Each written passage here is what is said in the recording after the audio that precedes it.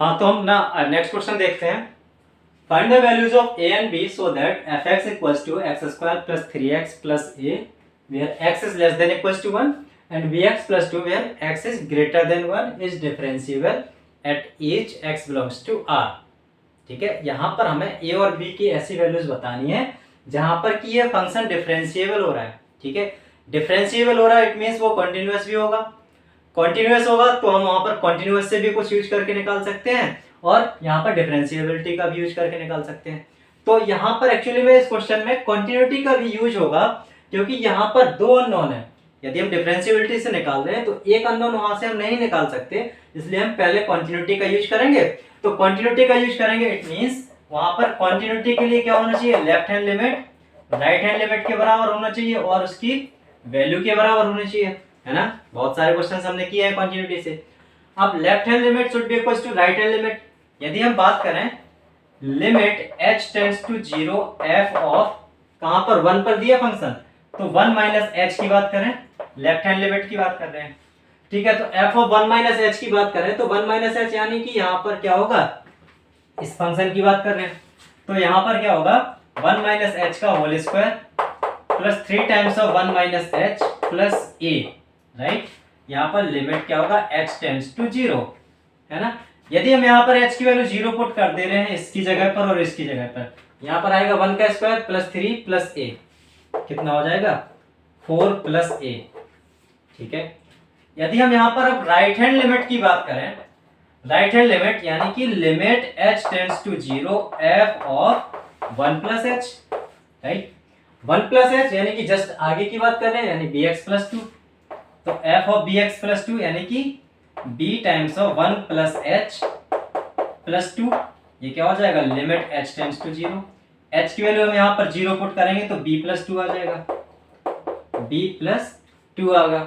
ठीक है, अब यहाँ पर एट x इक्वल्स टू 1 पर देखें तो क्या आ रहा है a प्लस 4 आ रहा है। एट x इक्वल्स टू 1 पर देखें तो 1 प्लस 3 प्लस a, यानी एट x इक्वल्स टू 1 पर देखें यानी वैल्यू की यदि हम बात करें तो वैल्यू कितनी आ रही है 4 प्लस a आ रही है। अब since this function is continuous at x equals to 1 तो हम क्या कर सकते हैं 4 प्लस a को किसके इक्वेट कर सकते हैं b प्लस 2 से इक्वेट कर सकते हैं। यहाँ पर आ जाता है a plus 2 is equals to b। इसका हमें यूज करना पड़ेगा जब हम इसको डिफरेंशिएबल भी करेंगे, राइट। जब डिफरेंशिएबिलिटी देखेंगे तो वहां पर डिफरेंशिएबिलिटी के लिए क्या कंडीशन है, left hand derivative should be equals to right hand derivative. Left hand derivative use कर लेते हैं पहले। Limit h tends to 0 f of 1 की बात है तो 1 minus h minus f of 1 whole divide by minus h, यही है। f ऑफ 1 माइनस h यानी कि निगेटिव यानी जी 1 से पहले यानी कि इसको हम यहाँ पर पुट कर रहे हैं, यहाँ पर पुट कर रहे हैं तो क्या आएगा limit h tends to 0, h की जगह यहाँ पर x की जगह पे 1 माइनस h तो a square plus b square minus 2h, दो स्टेप हम एक साथ कर रहे हैं। यहाँ x की जगह पर 1 माइनस h पुट कर रहे हैं, थोड़ा सा ध्यान देना। x की जगह पे 1 माइनस h पुट कर रहे हैं तो 1 माइनस h का whole square a square plus b square minus 2ab, ठीक है, प्लस 3x तो प्लस 3 माइनस 3h, भाई यहाँ पर ना x की जगह पे 1 माइनस h पुट किया plus a minus f of 1 की बात हो रही है, यहाँ पर 1 प्लस 3 प्लस a यानी कि क्या होगा 4 प्लस a तो माइनस 4 माइनस a हो जाएगा, 4 plus a minus 4 minus a whole divide by, अब यहाँ पर होल डिवाइड बाई क्या हो रहा है माइनस h, ठीक है। यहां से यदि हम देखें तो a से a कैंसिल हो जा रहा है, 3 प्लस 1 4 से ये 4 कैंसिल हो जा रहा है, ठीक है। यहाँ पर आ क्या रहा है h square minus 5h, limit h tends to 0, h square minus 5h तो h minus 5 whole divide by minus h, इससे कैंसिल हो जाएगा। अब हम h की वैल्यू जब 0 पुट करेंगे, यहाँ पर h की वैल्यू 0 पुट करेंगे तो minus 5 whole divide by minus 1 क्या आ जाएगा 5 आ जाएगा। यानी कि हमारे यहाँ पर देखें तो लेफ्ट हैंड डेरिवेटिव की वैल्यू कितनी आ रही है 5 आ रही है। अब हम राइट हैंड डेरिवेटिव की बात करें तो राइट हैंड डेरिवेटिव क्या होगा, right hand derivative limit h tends to 0 f of 1 plus h minus f of 1 whole divide by h, 1 plus h यानी 1 से ठीक आगे वाले यानी कि यहाँ पर, राइट। तो b times of 1 plus h plus 2 minus यहाँ पर बी की वैल्यू 1 पुट करेंगे, है ना। अब यहाँ पर ना बी की जगह पर 1 प्लस एच पुट किया था। अब एफ ऑफ 1 की बात कर रहे हैं, एफ ऑफ 1 की बात कर रहे हैं तो फिर यही आएगा ना, क्योंकि यहाँ पर ग्रेटर देन और इक्वल्स टू 1, लेस देन और इक्वल्स टू 1 है, तो यहाँ पर ये वाला फंक्शन आएगा, यानी 1 प्लस 3 प्लस ए यानी 4 प्लस ए। इस 4 प्लस ए क्या हो जाएगा, माइनस के साथ में minus 4 minus A, whole divide by कितना है, एच है। इधर पे क्या है, लिमिट एच टेंड्स टू 0। यहाँ पर तो हमारी direct right hand left hand limit की वैल्यू आ रही थी 5। यहाँ पर यदि हम देखें तो कितना आ रहा है, B plus B H minus 2 minus A whole divide by H आ रहा है। यानी कि यहाँ पर यदि हमारे पास ए और बी में कोई रिलेशन होता और उसकी वैल्यू हम यहाँ पर पुट कर देते तो ये फंक्शन डायरेक्ट एच से एच कैंसिल करके इंडिपेंडेंट ऑफ एच बना देता। इट मींस हमें यहाँ पर b की कोई ना कोई वैल्यू यहाँ पर सब्स्टिट्यूट करनी होगी, और b की हम वैल्यू यहाँ पर निकाल के लिए आए थे a प्लस 2, यानी b की वैल्यू हम लिखेंगे a plus 2 plus B H minus 2 minus A whole divide by h. यहाँ पर 2 से 2 कैंसिल, a से a कैंसिल, अब बी एच अपॉन एच बचेगा, फिर एच से एच कैंसिल कर देगा तो क्या बचेगा, b, है ना b। अब यहाँ पर क्या होगा, लिमिट एच टेंड्स टू 0, यहाँ पर कितना होगा b, है ना। अब यहाँ पर ये b आ गया, यहाँ पर ये आ रहा है 5, यानी कि लेफ्ट हैंड डेरिवेटिव आ रहा है 5 और राइट हैंड डेरिवेटिव आ रहा है b। तो left hand derivative will be equals to right hand derivative, तो b इक्वल्स टू कितना होगा 5। अब b की वैल्यू यदि हम इसमें 5 पुट करेंगे, यहाँ पर b की जगह 5 पुट करेंगे तो a plus 2 equals to 5, a की वैल्यू कितनी आएगी 3।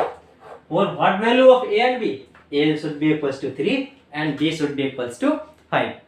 जब भी हमारे पास में इस टाइप का क्वेश्चन आता है तो सबसे पहले हम यहाँ पर क्या देखते हैं, क्या इस टाइप का कोई कॉन्सेप्ट यहाँ पर आ रहा है, यहाँ पर जहाँ की h डायरेक्ट कैंसिल नहीं हो रहा, यहाँ पर डिनोमिनेटर में h बन रहा है, डिनोमिनेटर में h बन रहा है मतलब वहां पर वो नॉन डिटरमिनेंट फॉर्म भी बना सकता है, इनडिटरमिनेंट फॉर्म भी बना सकता है और 0.0 फॉर्मेट भी बना सकता है ना। किस टाइप का फॉर्मेट बना रहा है उसको हम देखेंगे।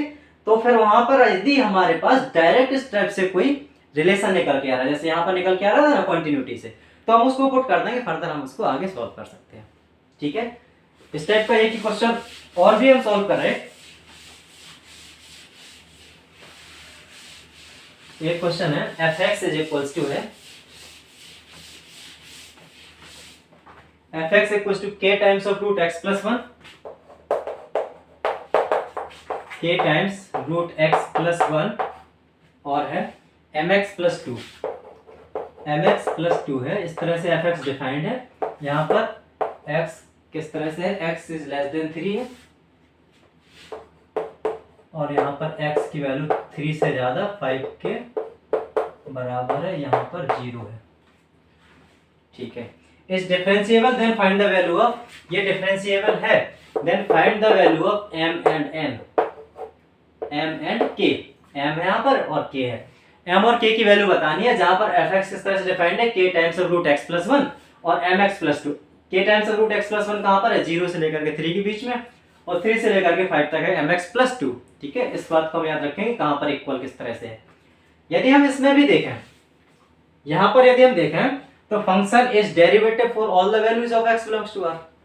जब यहाँ पर डिफरेंशिएट है, डिफरेंशिएबल है सारी वैल्यूज के लिए, तो हमारी left hand limit right hand limit के, left hand derivative right hand derivative के बराबर होगा।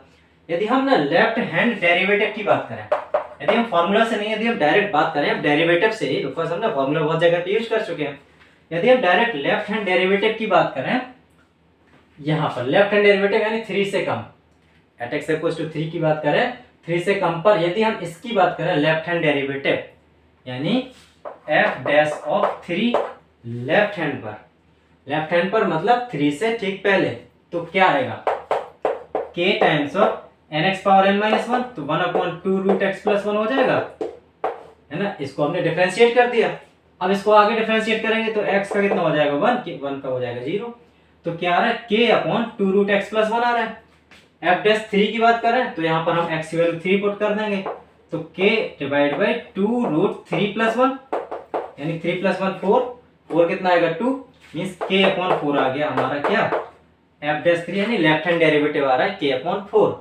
राइट हैंड डेरिवेटिव की यदि हम बात करें, right hand derivative means f dash 3, अब यहाँ पर राइट हैंड डेरिवेटिव 3 से ठीक आगे वाला यानी mx प्लस 2, तो m इंटू एक्स का डेरिवेटिव 1 होगा प्लस 2 का डेरिवेटिव 0। तो यहाँ पर f डैश 3 यानी कि राइट हैंड डेरिवेटिव की वैल्यू कितनी आ गई है m। यदि हम इन दोनों को कंपेयर करें तो क्या बोल सकते हैं m equals to k upon 4। अभी तो ये रिलेशन आया, अब हमें क्या पता है find the value of m and k। m और k की वैल्यू फाइंड करनी है, ये हमने डेरिवेटिव से देख लिया, यानी कि डिफरेंशिएबिलिटी से देखा लेफ्ट हैंड डेरिवेटिव को राइट हैंड डेरिवेटिव के बराबर करके, राइट। अब यहाँ पर इसकी वैल्यूज फाइंड करनी है तो हम उसमें क्या देखेंगे, कॉन्टिन्यूटी देखेंगे। कॉन्टिन्यूटी देखेंगे तो कॉन्टिन्यूटी के लिए भी हमारा क्या होगा, left hand limit, right hand limit और उसकी वैल्यू। लेफ्ट हैंड लिमिट की बात करें तो लिमिट h टेंड्स टू 0। यहाँ पर अब h टेंड्स टू 0 कर रहे हैं तो क्या होगा, 3 माइनस h होगा ना, x की जगह पे 3 माइनस h होगा, f ऑफ 3 माइनस h। तब 3 से ठीक पहले की बात करेंगे तो ये वाला फंक्शन आएगा k times of under root of 3 minus h minus 1 sorry plus 1। अब यहाँ पर क्या है, लिमिट h टेंड्स टू 0 है। अब h की वैल्यू यदि हम इसमें 0 पुट कर रहे हैं तो 3 प्लस 1 यानी कि कितना आ रहा है, 2k आ रहा है। Left hand limit is equals to 2k। अब राइट हैंड लिमिट की बात करेंगे, राइट हैंड लिमिट यानी कि 3 से आगे, यानी limit h tends to 0 f of 3 plus h की बात करें, ठीक है, f ऑफ 3 प्लस h की बात करें तो यहाँ पर क्या होगा, m times 3 plus h plus 2, इधर पे क्या होगा, लिमिट h टेंड्स टू 0। अब यहाँ पर हम h की वैल्यू 0 पुट कर देंगे तो 3m प्लस 2 आ रहा है, 3m प्लस 2 आ रहा है। इस केस में कॉन्टिन्यूटी के केस में हम क्या बोलेंगे, left hand limit will be equals to right hand limit, it means 2k equals to 3m plus 2, 2k equals to 3m plus 2।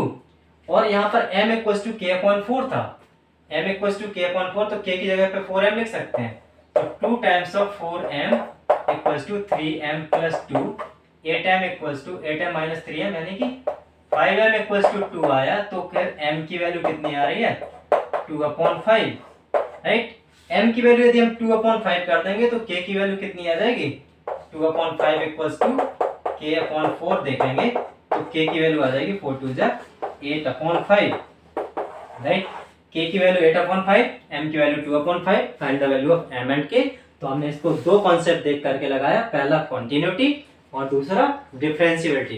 क्योंकि यदि कोई फंक्शन डिफरेंशिएबल गिवन है कहीं पर तो फंक्शन कॉन्टिन्यूअस भी होगा और फंक्शन डिफरेंशिएबल भी होगा, राइट, ठीक है। तो एट x इक्वल्स टू हमने 3 पर देखा था, इसकी इस तरह से वैल्यूज आ रही हैं।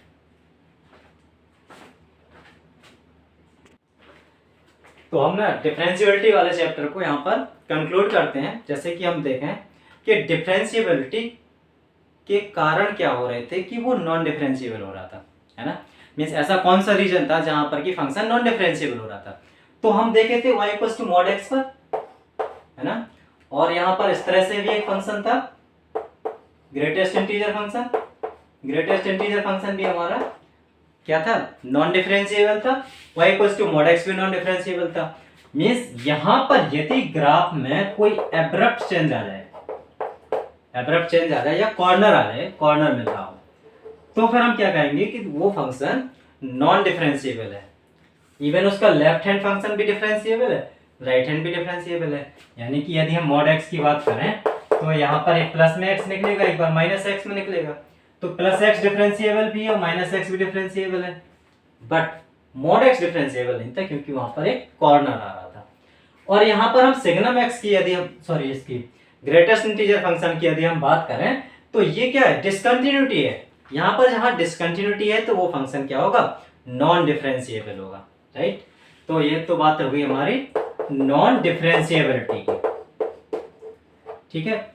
यदि हम राइट हैंड लिमिट और लेफ्ट हैंड लिमिट की बात करें, लेफ्ट हैंड डेरिवेटिव और राइट हैंड डेरिवेटिव की बात करें, नॉट लिमिट की, लेफ्ट हैंड डेरिवेटिव और राइट हैंड डेरिवेटिव, यहाँ पर पहला केस बनता है यदि हमारा left hand derivative right hand derivative के बराबर हो रहा, लेफ्ट हैंड डेरिवेटिव है जो कि राइट हैंड डेरिवेटिव के बराबर है, it means function is differentiable. और डिफरेंशिएबल है तो कंटीन्यूअस ऑटोमेटिकली होगा। तो यहाँ पर क्या होगा, डिफरेंशिएबल भी होगा, कंटीन्यूअस भी होगा। सेकंड केस है यदि left hand derivative is not equals to right hand derivative. Example में हम mod x का ही लेते हैं। mod x का एक बार डेरिवेटिव आ रहा था +1 आ रहा था, एक बार आ रहा था -1।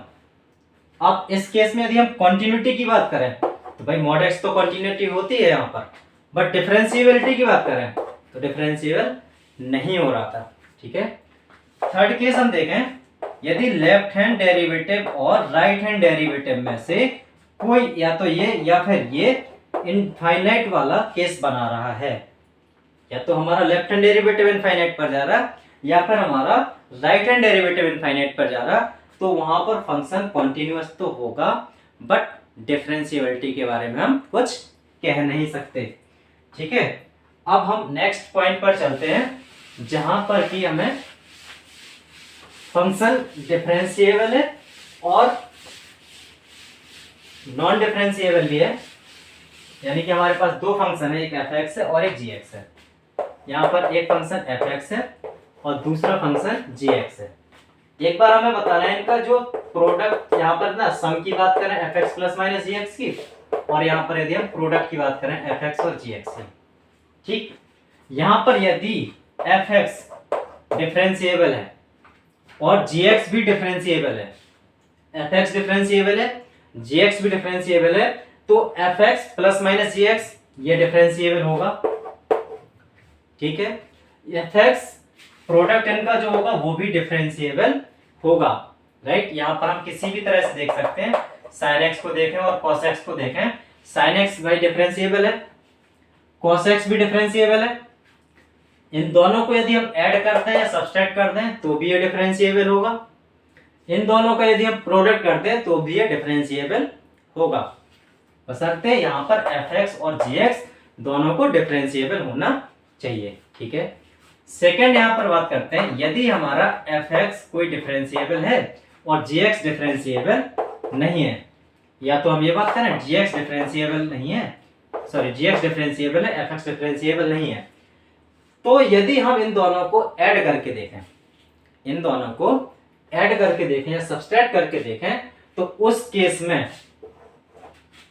केस में इनका जो एडिशन होगा उसकी बात कर रहे हैं और इनका जो प्रोडक्ट होगा उसकी बात करें। ठीक है। तो प्रोडक्ट की बात करें, यानी कि डिफरेंशिएबल हो रहा है, ये डिफरेंशिएबल नहीं हो रहा। यहाँ पर एक बार फंक्शन x है, दूसरा फंक्शन mod x है। x डिफरेंशिएबल हो रहा था, mod x डिफरेंशिएबल नहीं हो रहा था, ये हम पढ़े हैं ना अभी। mod x डिफरेंशिएबल नहीं हो रहा था, x डिफरेंशिएबल हो रहा था। इन दोनों की हम प्रोडक्ट की बात करें, x इंटू mod x की बात करें, x इंटू mod x, तो ये क्या हो रहा था, इसकी यदि हम बात करें तो क्या x इंटू mod x है जो वो डिफरेंशिएबल हो रहा था ना। हम एग्जाम्पल देखे थे इससे पहले, x into mod x differentiable हो रहा था, तो यहाँ पर x into mod x differentiable हो रहा। दूसरा केस और देखते हैं, यदि हम x² की बात करें, पॉलिनोमियल फंक्शन है, डिफरेंशिएबल है। mod x की बात करें, ये डिफरेंशिएबल नहीं है, ये डिफरेंशिएबल है। अब यदि हम इसका प्रोडक्ट की बात करें x² इंटू mod x, तो ये डिफरेंशिएबल नहीं होगा। इट मींस यहाँ पर यदि कोई एक फंक्शन डिफरेंशिएबल है, दूसरा फंक्शन डिफरेंशिएबल नहीं है, तो उनके प्रोडक्ट को हम कह नहीं सकते कि वो डिफरेंशिएबल हो भी सकता है और नहीं भी हो सकता। मींस वहां पर दोनों की प्रोबेबिलिटी होगी कि वो डिफरेंशिएबल हो भी सकता है और वो डिफरेंशिएबल नहीं भी हो सकता। इसको हम एग्जांपल से देखें, x इंटू mod x से, x इंटू mod x तो डिफरेंशिएबल हो रहा था, but x² into mod x differentiable नहीं हो रहा था। तो सिंपल से इन दोनों चीजों के, यानी पहला कॉन्सेप्ट d यहाँ पर डिफरेंशिएबल हो रहा है, यहाँ पर नहीं हो रहा, तो ये डिफरेंशिएबल हो सकता नहीं भी हो सकता। यहाँ पर ये डिफरेंशिएबल नहीं है, ये डिफरेंशिएबल हो रहा, तो यहाँ पर भी ये दोनों का प्रोडक्ट डिफरेंशिएबल हो भी सकता है और नहीं भी हो सकता। अब बात करें इन दोनों के सम की, यदि कोई भी डिफरेंशिएबल नहीं है, f(x) और gx में से कोई एक फंक्शन डिफरेंशिएबल नहीं है, तो इनका सम और सब्सट्रैक्शन, एडिशन और सब्सट्रैक्शन, ना तो वो डिफरेंशिएबल होगा ना ये वाला केस डिफरेंशिएबल होगा। यानी कि यहाँ पर तीन केस बन रहे हैं। पहला case f(x) differentiable, gx differentiable, इनका सम भी डिफरेंशिएबल होगा, इनका प्रोडक्ट भी डिफरेंशिएबल होगा। दूसरा केस f(x) डिफरेंशिएबल है, gx डिफरेंशिएबल नहीं है, तो इनका जो सम या सब्सट्रैक्शन होगा वो डिफरेंशिएबल नहीं होगा। इनका प्रोडक्ट है वो डिफरेंशिएबल हो भी सकता है, नहीं भी हो सकता है। इस तरह का एग्जांपल है। यहाँ पर यदि f(x) डिफरेंशिएबल नहीं है, gx डिफरेंशिएबल है, तो इनका जो सम होगा that will not be differentiable, but इनका प्रोडक्ट की बात करें तो हम इसमें नहीं बता सकते कि वो डिफरेंशिएबल हो भी सकता है और नहीं भी हो सकता है। It depends upon individual, F और जी पर डिपेंड करेगा। ठीक है, आगे हम बात करें कि कौन कौन से ऐसे फंक्शंस हैं जहां पर वो डिफरेंशिएबल हो रहे हैं या नहीं हो रहे हैं। तो कौन कौन से फंक्शन है जो कि डिफरेंशिएबल हो रहे हैं। पहले हम सबसे पहले बात करते हैं फंक्शन यानी कि कांस्टेंट की बात करें। सारे कांस्टेंट फंक्शंस हैं, जितने भी फंक्शन हैं, f(x)2 बोल दो, f(x)4 बोल दो, f(x)1000 बोल दो, यानी कि जो भी कांस्टेंट है, जो फंक्शन कांस्टेंट है वो डिफरेंशिएबल है। ठीक है, सेकेंड बात करते हैं लीनियर फंक्शन की। Linear function x-2, 3x, 3z-4, ये सारे फंक्शंस लीनियर है, यानी कि एक लाइन ड्रॉप कर रहे हैं, है ना। तो वो कंटिन्यूअस भी होगा और डिफरेंशिएबल भी होगा। यहाँ पर लीनियर फंक्शन भी डिफरेंशिएबल है। तीसरी बात करते हैं हम पॉलिनोमियल फंक्शन की। पॉलिनोमियल फंक्शन का ग्राफ इस तरह से जाता है, यानी कि x² का यदि हम ग्राफ देखें तो पॉलिनोमियल फंक्शन हमारा डिफरेंशिएबल होगा। ठीक है, फोर्थ की बात करें यदि हम पॉलिनोमियल के बाद में देखें तो एक्सपोनेंशियल फंक्शन की बात करें। Exponential function e power x हो गया या फिर a to the power x where a is greater than 0 and a does not equals to 1।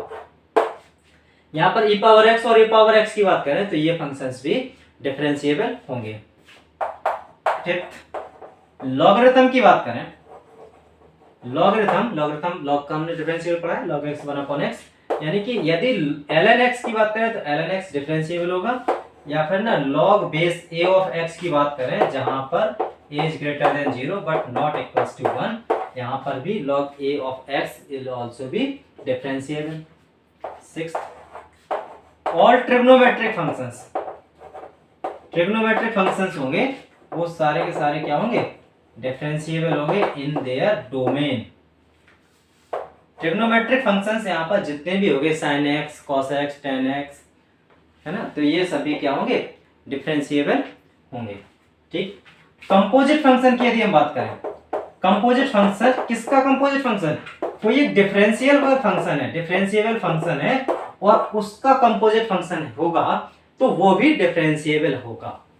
ठीक है, जैसे कि यदि हमारा x² प्लस 4 एक डिफरेंशिएबल फंक्शन है, x² प्लस 4 डिफरेंशिएबल फंक्शन है, और इसका भी यदि हमें कंपोजिट फंक्शन देखना है यानी f(g(x) देखना है तो वो भी क्या होगा, डिफरेंशिएबल होगा।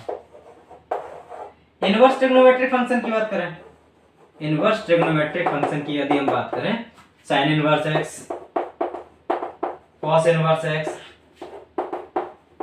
sin cosec इनवर्स x और sec इनवर्स x, यहां पर इन चार फंक्शन की बात करें तो ये चारों फंक्शंस डिफरेंशिएबल होते हैं इनटू देयर डोमेन। ठीक, but x should not be equals to +-1। ठीक है, और हम यहां पर tan इनवर्स x और cot इनवर्स x की बात करें तो tan इनवर्स x और cot इनवर्स x में x should not be equals to +-1 की कंडीशन नहीं रहेगी, यहां पर ये डिफरेंशिएबल होंगे into their domain. Into their domain, domain की बात हम समझ पा रहे हैं, क्योंकि डोमेन में यदि नहीं बोलेंगे तो वो फंक्शन इनफाइनाइट बना रहा था, तो वहां पर हम कंटिन्यूटी डिफरेंशिएबिलिटी की बात नहीं बता पा रहे थे, इसलिए tan इनवर्स x और cot inverse x into their domain बोलना बहुत जरूरी है। राइट, यानी कि इस तरह से जो फंक्शंस होंगे वो हमारे किस तरह से होंगे, डिफरेंशिएबल होंगे। अब इन्हीं फंक्शंस को हम आगे पढ़ेंगे, कंटिन्यूटी मींस आगे हम इसको आगे लगातार रखेंगे इसमें डेरिवेटिव्स वाले चैप्टर में, और डेरिवेटिव्स वाले चैप्टर में हम इन सारे फंक्शंस को, इस तरह के फंक्शंस को डेरिवेट करेंगे। ठीक है, with respect to x, with respect to y, इस तरह से हमारा होगा। ठीक, तो यहाँ पर हमारा कंटिन्यूटी एंड डिफरेंशिएबिलिटी का चैप्टर कंप्लीट होता है। इतने यहाँ से जितने भी क्वेश्चंस, मैक्सिमम से मैक्सिमम क्वेश्चंस आप खुद से ट्राई कर सकते हैं जो कि आपके लिए हेल्पफुल होंगे। ठीक है, ऑलराइट।